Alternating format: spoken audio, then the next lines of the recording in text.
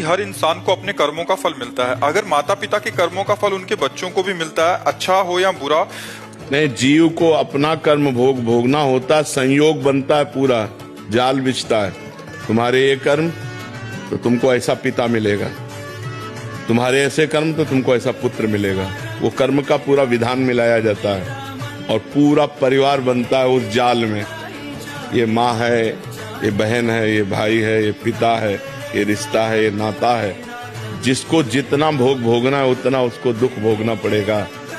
कर्म सबके उसमें मिलित होते हैं, तभी वो आकर उनका पुत्र बनता है, तभी उनकी माँ बनती, तभी उनका पिता बनता है। ऐसा नहीं कि केवल एक व्यक्ति का कर्म पूरे परिवार को दुख दे रहा है, नहीं, उसके भी कर्म उसमें जुड़े हुए हैं। पिता का पाप कर्म ऐसे पापी पुत्र को जन्म देगा जो जन्म से लेकर के मरण तक उसको नाना प्रकार के दुख ही दुख देगा।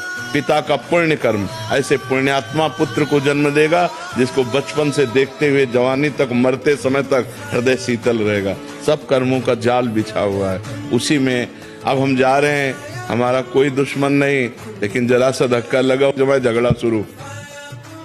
तो वो जो धक्का लगा कांधे को, हमारे कर्म ने किया, पूर्व के कर्म ने ऐसे धक्का लगवा दिया और उसने लड़ाई कर दी, क्योंकि उसके द्वारा पिटना था, इसलिए ऐसा संयोग बन गया।